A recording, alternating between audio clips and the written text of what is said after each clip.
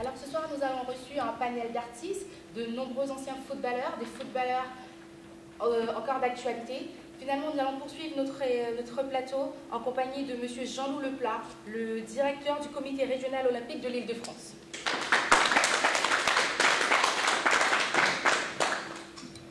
Bonsoir, M. Jean-Loup Leplat. Bonsoir. Vous êtes l'un des seuls représentants des ligues de sport. Est-ce que vous pouvez nous expliquer que représente cette édition pour vous? Je peux dire que c'est une idée extraordinaire parce que finalement vous préoccupez d'un sujet qui est complètement d'actualité et qui concerne non seulement les sportifs, les footballeurs, je sais qu'il y a beaucoup de footballeurs dans la salle, mais ça concerne tout le monde finalement. Les grands, les petits, les seniors, et voilà, donc il faut vraiment informer le public sur ce sujet-là. Parmi les différentes manifestations auxquelles vous avez pu assister, est-ce que vous pensez vraiment qu'on en parle suffisamment de cette cause? Non, jamais assez. Je crois qu'il y a un gros effort encore de sensibilisation et d'information à faire sur ce sujet-là. Et c'est pour ça que le milieu sportif s'en préoccupe. Je représente le CrossFit, vous l'avez dit tout à l'heure, ce soir, mais je représente également, je pense, pour une bonne partie le football, puisque je suis également la Fédération française de football. Et au district des villes de football. Et je crois qu'à partir des constats OPS pour le terrain, ces organismes ont créé de véritables programmes de formation et de sensibilisation pour les gestes qui sautent, et en particulier pour lier aux problèmes pour les accidents cardiaques et vasculaires. Au sein de votre organisation propre à vous-même, est-ce que vous-même vous avez des projets pour faire évoluer les maladies cardiovasculaires, la recherche notamment? Alors, la recherche, je ne sais pas. La prévention et la sensibilisation, certainement. Je dois dire que dans tous les comités que je connais, il y a partout des programmes de formation, des dirigeants, des éducateurs sportifs, des accompagnateurs, pour pratiquer les premiers gestes qui se trouvent sur le terrain. Alors, il a été évoqué tout à l'heure, vous avez entendu le fameux défibrillateur. C'est bien gentil d'en parler, mais encore faut-il savoir s'en servir. Il faut qu'il soit bien signalé dans les lieux publics, dans les lieux sportifs, et je crois que là, il y a encore beaucoup à faire dans le domaine. Est-ce que vous avez l'impression d'être entendu? Est-ce que vous avez un visuel? Est-ce que la population reçoit l'information que vous transmettez? Peut-être pas suffisamment, vous savez, ça n'arrive qu'aux autres, hein, comme on dit, c'est la formule. Malheureusement, ça arrive partout. Donc je crois qu'il y a encore énormément d'efforts, d'informations à faire pour tout ça, tout à fait très clair. En tout cas, M. Leplat, nous avons été très très heureux de pouvoir partager cet entretien entre compagnies.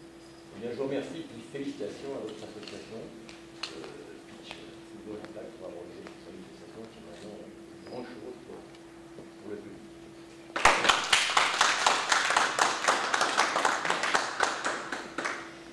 Une grande dame de la chanson guyanaise fera son entrée parmi nous, Madame Sylviane Sédia. Bonsoir Sylviane, on a pu savoir que vous arrivez fraîchement de la Guyane, fraîchement avec tout le soleil de la Guyane. Qu'est-ce qui vous justement, qu'est-ce qui vaut le déplacement de votre compagnie ce soir? Merci Fabiola, bonsoir à tous, bonsoir. Bien, j'arrive fraîchement de la Guyane justement pour l'événement. Je vis ici en métropole, mais parti en tournée. J'ai calé mon retour avec cet événement que je ne pouvais éviter. Parce que pour moi, dans ma vie, dans ma carrière en tant qu'artiste, ça a été pour moi de nombreuses fois l'occasion d'accompagner des causes nobles, tel que ça a été le cas pour les cyclones aux Antilles, pour aussi les maladies un peu partout, Alzheimer, Parkinson, et j'en passe. Donc pour moi c'est important aujourd'hui, donc je suis là et je suis contente d'être arrivée, d'être bien arrivée. Très bien. Alors, vous nous dites que vous revenez d'une tournée, comment ça s'est passé? Quels sont vos projets? Vous en êtes où aujourd'hui? Oui, la tournée s'est bien passée, j'ai été invitée par la ville de Kourou, la ville de l'espace en Guyane, pour la fête des mères, et j'étais en concert, ça s'est très bien passé.